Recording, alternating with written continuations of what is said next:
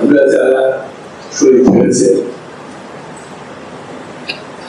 তাদের কথা স্মরণ করি, যারা শহীদ হয়েছে তারা চলে গেছে। তোমাদের দিকে তাকাচ্ছিলাম, ভাবছিলাম তোমরাও শহীদ, এটা শুধু ভাগ্যের খেলা, তুমি এদিকে রয়ে গেছো, শহীদ হয়ে গেছে। আজকে তারা আমাদের সঙ্গে বুঝতে পারবে,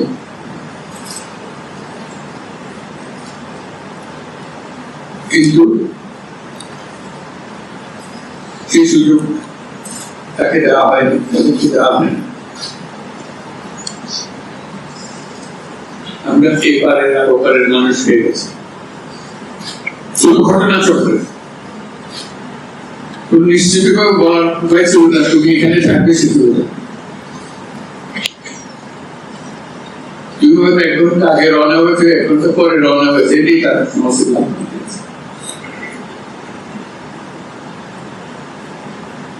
যখন হাসপাতালে যাই তাদের দেখার জন্য, টাকাতে কষ্ট হয়। এরকম কর্তা যে একটা ছেলে, একটা নেই, এরকম ভাবে কিভাবে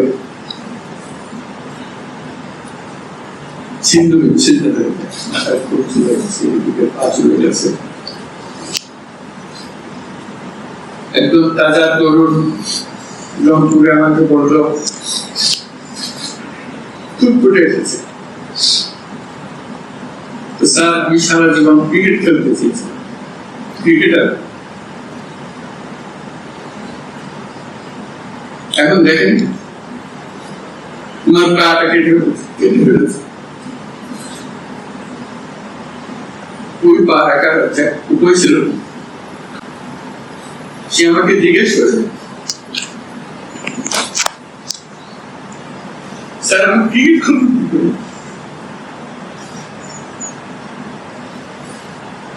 ক্রিকেট তার মাথা থেকে যাচ্ছে না, পারে না। যতবার দেখি ততবার মনের সঙ্গে প্রশ্ন দেবে। এটাই আমরা বাংলাদেশ বানিয়েছি, যেগুলো প্রাণ তাদেরকে ছেড়ে চলে যেতে।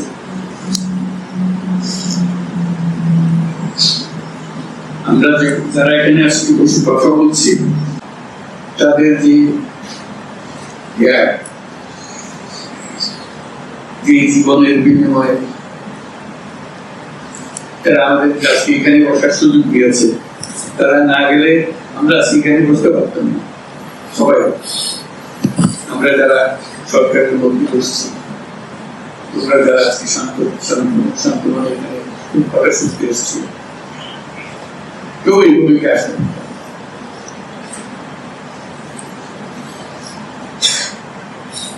কালকে একটা হাসপাতালে গেলাম, আবার সেই দৃশ্য, কচি কচি প্রাণ, মাথার চুল উড়ে গেছে, মাথার মধ্যে গুলি মাথার ভেতরে উড়ে গেছে।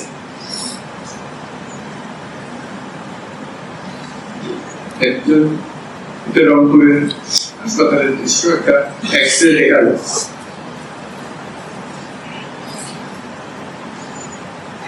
মানে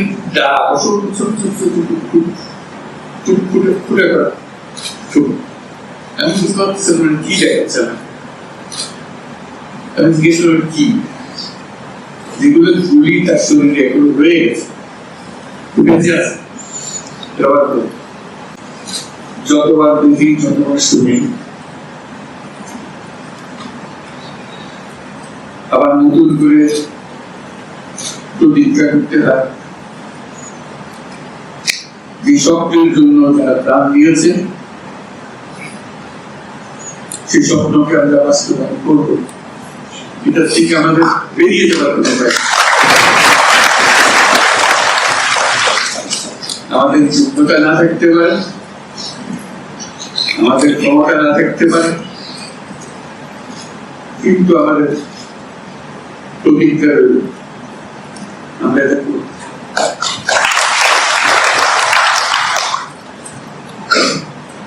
আমি খালি দেখি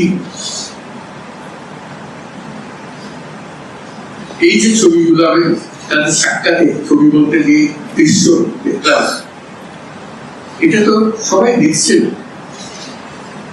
যারা হাসপাতালে আসছে তারা দেখছে প্রতিদিনের ঘটনা, একবারের ছবি। মানুষকে এটা তো জানাতে হবে, বোঝাতে হবে এর পেছনে কি ছিল। একদিন চুপচাপ শুয়ে শুয়ে স্বপ্নের মধ্যে এরা ছিল, স্বপ্ন দেখছিল, আমরা শান্ত আনন্দ সহকারে লুটপাট করে যাচ্ছিলাম। হঠাৎ করে উন্নতি, তারা কি চুপচাপ বসে থাকবে? খুব চেষ্টা করবে আবার তোমাদেরকে দুঃস্বপ্নের মধ্যে সাথে ঢুকিয়ে দেওয়া, তারা শান্তমকে শান্তিতে আবার তাদের রাজত্ব চালাতে। তারা চেষ্টা ত্রুটি করবে না। তাদের যে কাজ শুরু করেছ, এই কাজ সমাপ্ত না হওয়া পর্যন্ত এই থেকে বেরিয়ে যেও। তাদের সব নষ্ট। বাংলাদেশ বলছিলাম 16 বছর, 53 বছর, বাংলাদেশের জন্ম থেকে আজ পর্যন্ত এই সুযোগ আর আসে না। যে সুযোগ আমাদের করে দিই, এই সুযোগ যেন হাতছাড়া না। এই সুযোগ হাতছাড়া হলে বাংলাদেশের আর কোনো ভবিষ্যৎ থাকে না। এটা কোনো দেশ, এটা কোনো রাষ্ট্র থাকে না। এটা যেন শুধু রাষ্ট্র না, পৃথিবীর সম্মানিত রাষ্ট্র হিসেবে প্রতিষ্ঠিত। যেহেতু তরুণরা এটা ঢাল করেছে, এই কারণেই ভিন্ন, এই কারণে এটা ইউনিক, অনন্য। এই অনন্য একটা দেশ আমরা তৈরি করছি। মানুষ এসে দুনিয়ার মানুষ এটা এসে দেখে যাবে, তোমাদের কাছে শিখতে আসবে, তোমাদেরকে নিয়ে যাবে, আমাদেরকে বলো কি মন্ত্র দিয়ে তুমি এটা করেছো। মন্ত্রটা তারা শিখতে হবে। সে মন্ত্র হয়তো তোমরাও টের পাচ্ছেন মন্ত্রটা কিভাবে আসে, কিন্তু একটা বিরাট মন্ত্র তোমরা মন্ত্রকে ধরে রাখবে। এই মন্ত্র যদি শিথিল হয়ে যায়, আমাদের কপালে অশেষ দুঃখ, সেই দুঃখ যেন আমাদেরকে দেখতে হবে। তোমাদেরকে অভিনন্দন। তোমরা নিজ নিজ চিন্তায় অনড় থাকো, যে যত পরামর্শ দেয় এটা থেকে বেরিয়ে আসা, এই পরামর্শগুলো গ্রহণ করে তোমাদের চিন্তায় স্বচ্ছ, তোমাদের চিন্তায় সঠিক,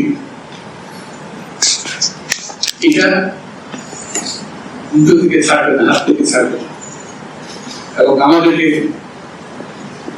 ঘুরিয়ে দেবে যদি আমরা এটা এই স্বপ্নের থেকে দূরে সরার কোন কাজ করে আমাদের কারো কোনো ইচ্ছা নাই এই স্বপ্ন বাইরে যাওয়া, এই স্বপ্ন বাস্তবায়ন করাই আমাদের সার্বক্ষণিক কাজ। তবে পুরোপুরি যদি আমরা সীমা অতিক্রম করি কোথাও, আমাদেরকে সঙ্গে সঙ্গে জানিয়ে দেব।